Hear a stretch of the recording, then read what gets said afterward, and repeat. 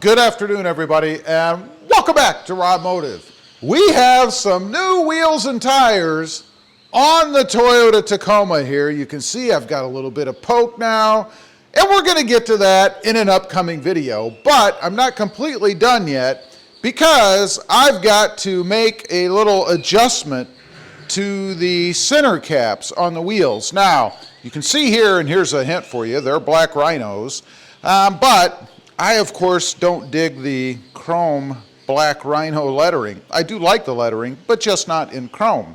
So I'm going to paint it. Now, I could try to do that with a brush, and frankly, I've done that before with some fuel wheels.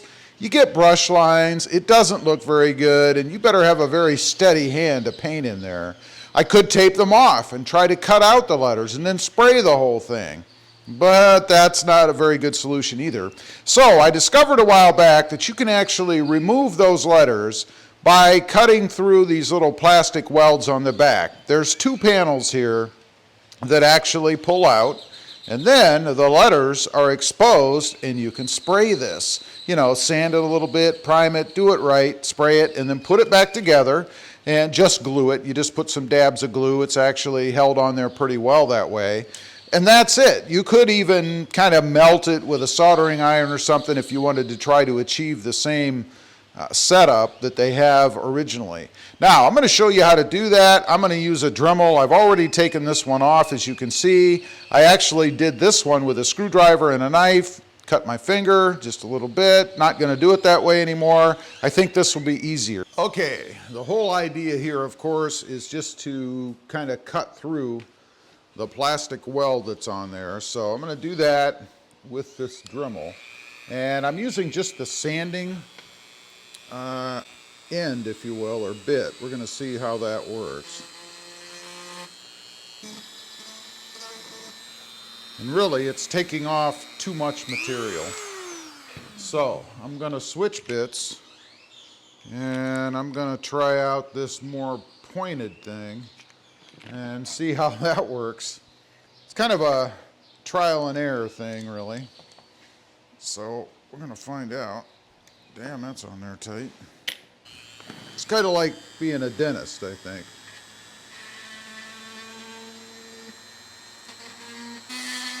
And what you don't want to do is remelt it, obviously. See if I've gotten anywhere. Would have been nice if it would have just fallen out right there, right? Which it did not. So I may have to go to something a little more extreme, maybe like a drill bit or something. Again, you just want to break that plastic seal, if you will, or that weld, so that you can get through. This is not working as well as I had hoped. So I may now, like I said, I might try a drill just to drill through the hole there and break through that way. So we'll try that. I'll let you know how it goes. Okay, decided to go to a 1/8 inch drill bit, which fits in the Dremel, by the way. And that seems to be working better. I just have this one, of course, difficult end. Doesn't want to part ways.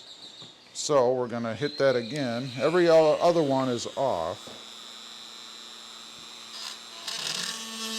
There. That pulls this piece off, and it will fit back over, hopefully, the nubs that are left, and there are some left. I don't know if you can see them, but there are nubs left on here, so it does fit through. Next up, and I'm going to try a different method with this. You just want to kind of break through these other plastic welds. There are 6 of them. I'm just going to use the edge of a blade just to kind of break them off. They're very brittle, and they seemed, at least when I did the other one, to break off pretty easily. See if I can just push through them. So that would be ideal, without cutting my finger again. There's one. Yeah, they just kind of snap right off. There's 2. This is going quicker than I anticipated, which is good. There's 3.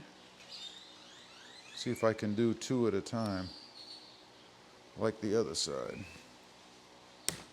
There's 4. There's 5. One more.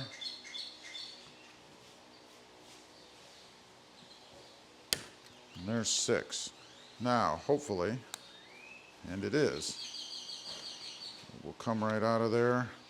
Might have to persuade it a little bit with a screwdriver. There, that takes out the black rhino lettering. Now, one other tip I'll have you, and you can do this with any center cap as long as they're plastic welded on the back. Doesn't have to be just black rhino. But I am going to label these parts that I'm pulling off, stick them in bags so that I'm sure to get them back on the right cap, because none of the little prongs that they're going to fit back on are going to be the same on any one, so why not make it a little bit easier? So I'm just using a few baggies to put the pieces in. That's it. I'm going to go ahead and take the rest off, and then we're going to do some painting. All right, I've made my trip to Lowe's. I've picked out 3 shades of green. I'm going to show you guys. Before I tell you which one I'm going with, or you see which one I'm going with, let me know which one you think, 1, 2, or 3. And here they are, 1, 2, and 3. Now, I've painted some samples. I'm going to plug them in behind the logo here. Let me know what you think once I put them in. I'll do them in order. 1, 2, 3. Okay, here is number 1. Here's number 2. Lastly, here is number 3. There you go. Those are my choices. Again, leave a comment. Let me know which one you like the best. Now, to paint these things, I'm going to prime them.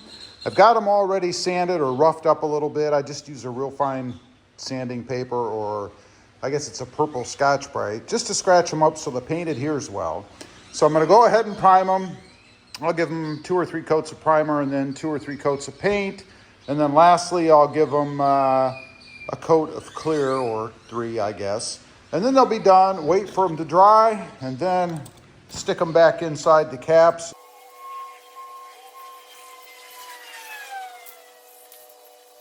Okay, time to go ahead and start painting. The color I've chosen, you can see, it is the lighter, more fluorescent color, but in my testing, it looked the best. So we'll see once I get it on the letters. You never know. I can always go over it.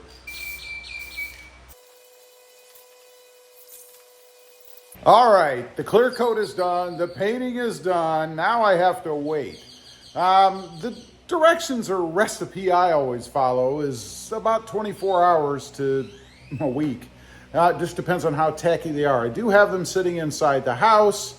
Anyway, the big reveal, the real reveal on the truck itself is going to be coming as soon as they dry and I can get them back together and put them on the truck. So stay tuned for that. If you haven't subscribed, make sure you do so you don't miss out what they look like on the truck. I'm going to be very interested to see what you guys think of them.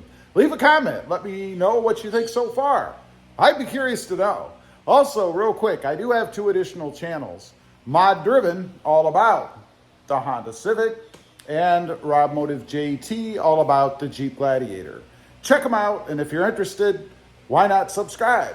And while you're at it, smash the subscribe button here too. Thanks for watching. Stay safe out there.